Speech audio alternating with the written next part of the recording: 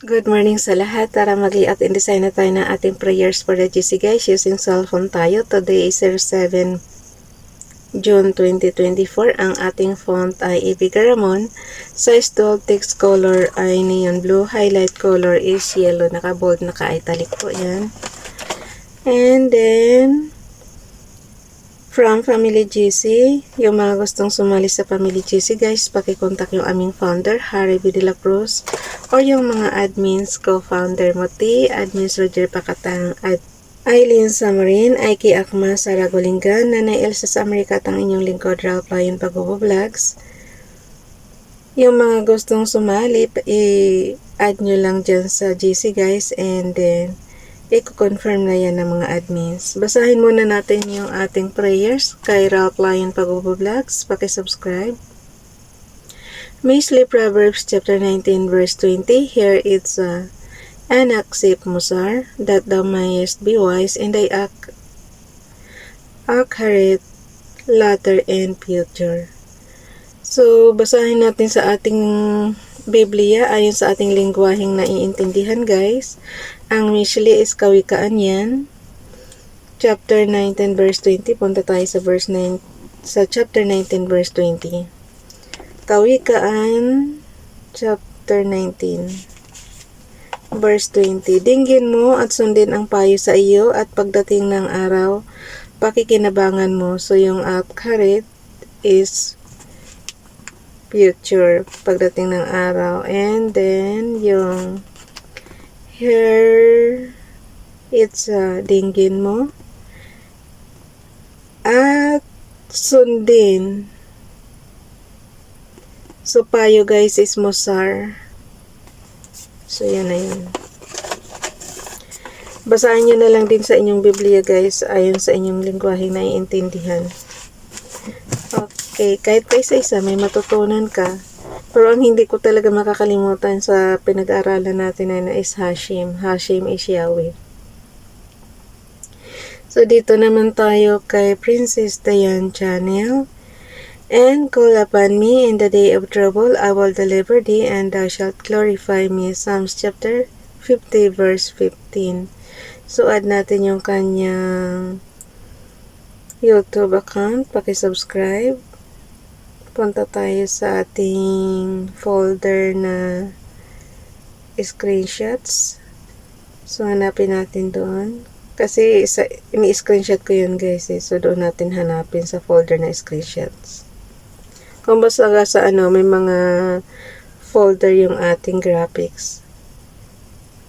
So, ano nangyari?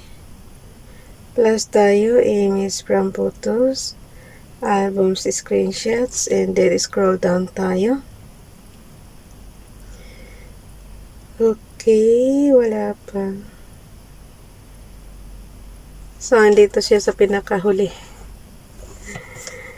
Princess Diane Channel, and then yung kay Ralph Lion Pag-Vlogs naman, ganun din. I-add din natin, enter lang kung saan yung cursor nyo, doon siya malalagay. So, albums ulit tayo, screenshot ulit tayo. Okay.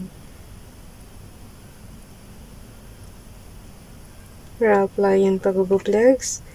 And then, ang gawin natin guys, i-add lang natin ng horizontal line para sa ating page. Kung saan yung hangganan natin. So, skip lang natin ng dalawa. Yan lang, bumabalik sa unahan. Maliit kasi yung template lang naman to guys. Kung iba pa rin yung pakikipag-usap nyo kay Father God. Kumbaga sa nagiging tinuturoan ko lang kayo paano magiging hobby nyo pagising ng umaga, dasal agad.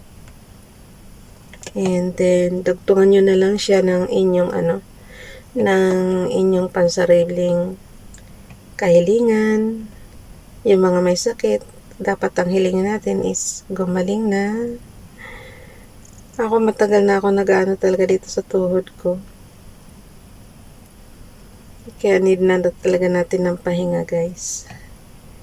Sa susunod na taon, need na natin talaga magpahinga. Kasi kung hindi, pipilitin mo magtrabaho, baka wag naman sana, knock on wood naman, wheelchair. Mag-wheelchair na tayo sa hirap ng paglalakad. So, wag naman tayo dumating sa ganun. Kailangan, habang malakas pa tayo, mag-i-enjoy na natin yung life natin.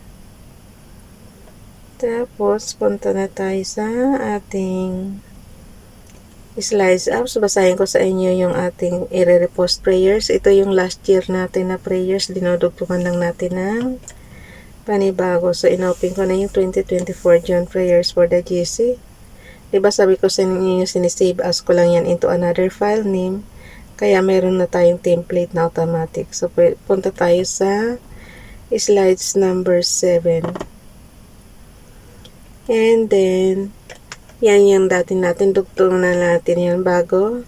Ang gawin natin, i-replace lang natin yung ating background graphics. So, piliin natin yung replace. And then, from photos, kunin natin to. So, automatic na palitan na siya, guys. Maganda lang kainaman pag i-replace mo, automatic na shoot siya sa template. Kung gaano kalaki yung canvas natin, yun na yung, oh no. Pag nagkamalian to lang ha. Kung gaano kalaki yung canvas natin, yun na pupuno siya. Hindi na natin kailangan mag-straight sa left and right, top and bottom, hindi na. Kasi replace na lang ginagawa natin. So, add natin to.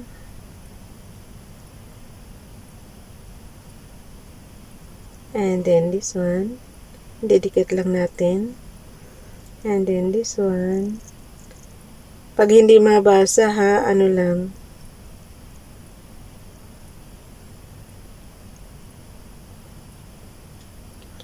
Oh no. Zinuzong ko kasi para mabasa natin.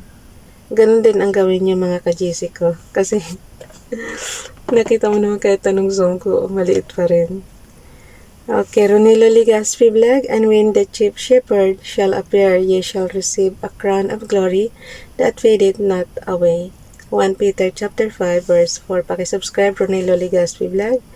If Bido Nalin, paki-follow sa kanyang Facebook account, A Prayer for Strength. Lord, I thank you that you are my strength, is fortress, and the one who fights my battles.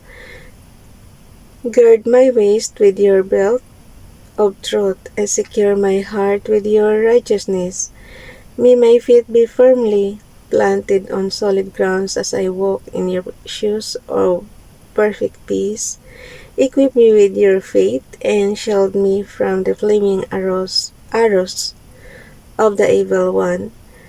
May I fight victoriously with the sword of the Spirit, your word of powers as I go about my day-to-day. Amen. So, kinuha niya yan sa, ano to?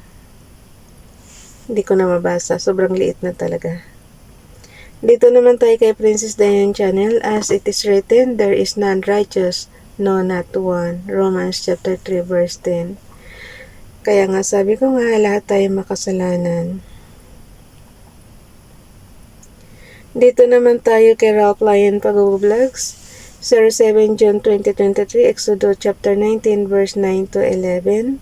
Sinabi ni Yahweh kay Moises, magsasalita ako sa iyo mula sa makapal na ulap upang marinig ng mga tao at nang sila'y maniwala sa iyo habang panahon. At sinabi ni Moises kay Yahweh ang pasya ng mga tao. Verse 10, sinabi ni Yahweh kay Moises, sabihin mo sa mga tao na ihanda nila ang kanilang sarili mula sa araw na ito hanggang bukas. Kailangang labhan nila ang kanilang mga damit, verse 11, at humanda sa makalawa sapagkat akong si Yahweh ay bababa sa bundok ng Sinai para makita ang mga tao. Pero yung mga tao guys, diba hindi nga lumalapit kasi takot sila. Takot sila sa boses pa lang ni Father God. Kaya swerte si Moses nakikita niya talaga. Ano kaya ang hitsura ni Father God nung araw, no? Ngayon kasi, puro imagination na lang tayo, guys, Parang nakikipag-usap na lang tayo directly sa kanya, pero, hindi natin siya nakikita. Although, na-feel natin siya, Pero hindi natin nakikita kung ano itsura ni Father God talaga. Yan, diba? Diba ramdam nyo naman pagka magdadasal kayo? Yung bang pagka parang nagwa one-on-one kayo, parang nakikipag-usap lang kayo ng malapitan. Pero hindi nyo siya nakikita, pero ramdam nyo. Ganun. Sa generation natin ngayon, pero nung panahon ni Moises, nakikita siya talaga, tsaka naririnig yung kanyang boses. Kaya nga mapalad silang mga taga-Israel.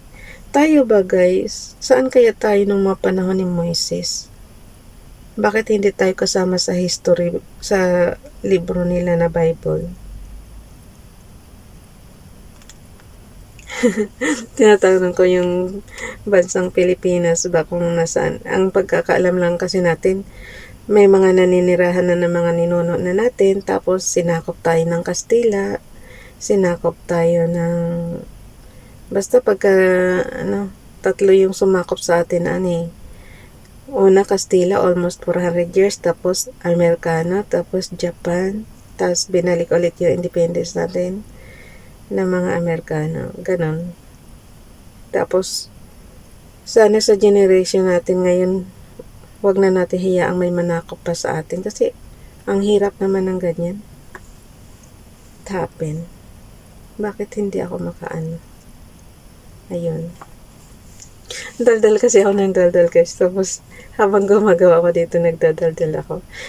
Hindi, kasi tinatanong ko lang, saan tayo nung panahon ni Moises? Saan ang bansa nating Pilipinas? Kasi ang lagi lang binabanggit, at saan yung iba't ibang bansa katulad ng Amerika, katulad ng mga Kasi talaga guys, bansang Israel lang ang natututukan dito sa history dito sa nakasulat sa Bible. Parang history lang talaga ng Israel ang nakasulat. Hindi pag sinabing buong daigdig, doon lang tayo makakasali. Pero yung pag sinabing puro lang talaga sila. Tapos sasabihin, sila, gigirahin sila ng ibang bansa, ang Kanluran, ganyan. Ng Babylonia, doon lang nababanggit yung ibang pero yung talagang istorya, puro lang talaga sa bansang Israel. Paano sila pinarusahan, paano sila ililigtas ulit.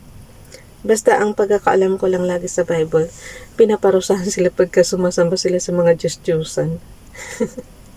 Kasi kaya nga dapat talaga solid kayo dyan. Kay Father God lang kayo. Huwag kayong sumamba sa ibang Diyos-Diyosan para hindi parusahan ni Father God ng kung ano-anong parusa. Ewan ko ba, si Father God pinaparusahan niya, pinili na nga niya yan. Tapos ililigtas rin naman niya.